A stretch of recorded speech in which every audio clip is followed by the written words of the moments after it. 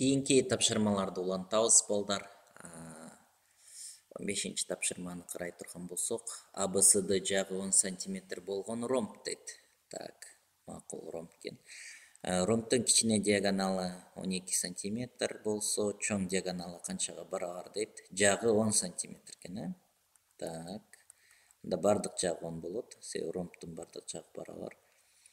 Кичине диагоналы мисалы 12 болсо, ромб демек бул жер 6 болуп 2ге бөлүнөт, Эми бул жер 90 градус экенин биз билебиз. Себеби диагоналдар кесилишкен жерде 90 болот. Эми карасаңар кызыктуу нерсе болуп калды. Бул жерде 10 6x 16x белгисиз.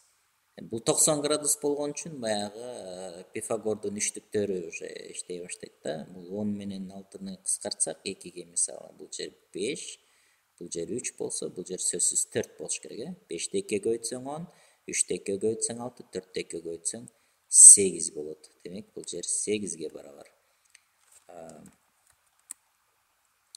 Анан чоң диагоналы канчага барабар? Демек бул жерге чейин 8 болсо, бул жерде 8, 8ге 8ди кошсок эмне болот экен?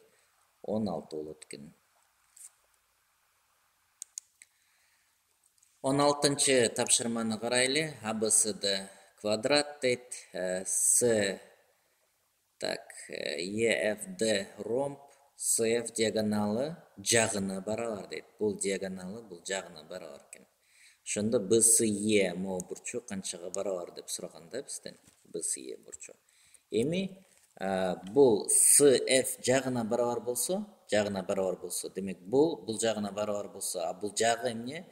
Бардык жагы бири-бирине барабар. Демек бул тең жактуу үч бурчтук болуп калат экен. Тең жактуу үч бурчтуктун градустары 60 болот, чынбы? А бул жер 90 градус экенин билебиз. Анда бул жерди табыш үчүн оңой эле болуп калат. Себеби 60 60-ты кошсок 120, 120-га 90-ду кошсок 210 болот. 210. А общий бир круг мындай айланганда канчага барат? Бир айланганда 360 градус болот, Ошондо 360-тан 210-ду алсак 550, BCE 150-ге барабар болот экен. 17-нчи тапшырманы карайлы. 17-нчи тапшырмада АБСД трапеция берилди. ТБ кесиндиси Д бурчунун бисектрисасы дейт. Демек могу жер альфа болсо, демек бул жерде альфа болот экен. Бисектрисасы. Могу жер альфа болсо, могу жер дагы эмне болот? Альфа болот, карама каршы жаткан бурч. Демек бул эмне болуп калат экен? Тең капталдуу үч бурчтук болуп калды, көрдүңөрбү? Ошентип мындай бисектриса десе так белгилей койсок шак эле көрүнүп калат экен. БСнын узундугу 5 сантиметр дейт. АБнын узундугу 8 сантиметр дейт. АД болсо 12 дейт. Периметрин тапкыла, а бул жер дагы 5, себеби экөө барабар да. Тең капталдуу үч бурчтук. 10, бул жер 20, 30 болот экен.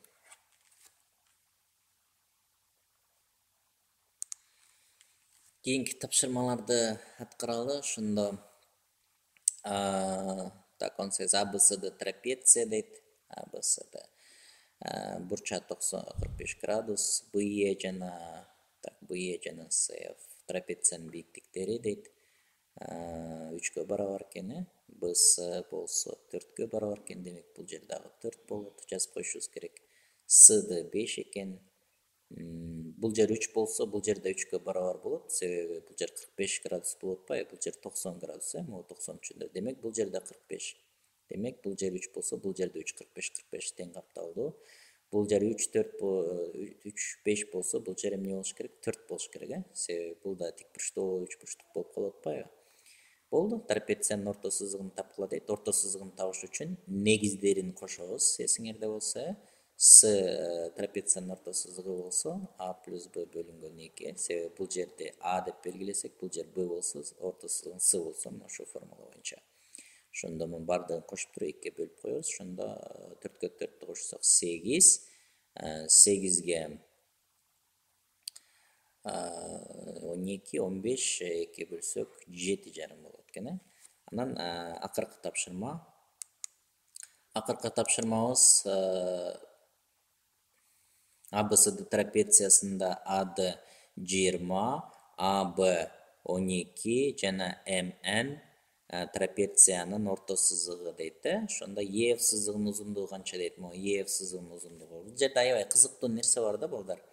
Могу ЕФтин узундугу дайыма могул бул бир негизинен могу орто сызыгын кемитип койсо ушул жердин аралыгы келип чыгат да. Каалагандай трапеция сызбагыла ушул диагоналдарды бириктирсеңер, ушул могу жердеги аралык, ушу диагонал менен эки диагоналдан могу орто сызыктагы могу жердеги аралык бул бир негизин кааласаңар бул негизинен бул орто сызыкты кемитсеңер ошонун айырмасы келип чыга берет да. Мисалы карайлы.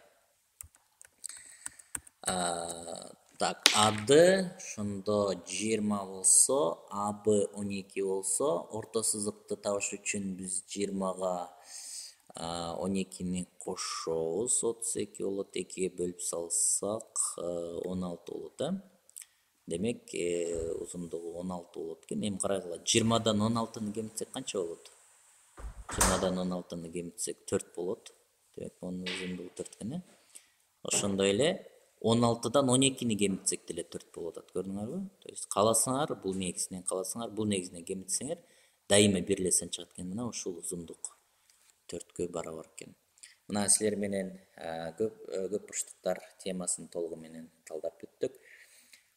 Бул эсептердин бардыгын өздөштүрүш үчүн 20 жолу, 30 жолу кайталап көрүшүңөр керек. Жана башка окуучуларга дагы, тааныштарыңарга ушул биз түшүндүргөндөй кылып көрсөтүп, үйрөтө турган болсоңор, анда өзүңөр тезирээк үйрөнөт экенсиңер.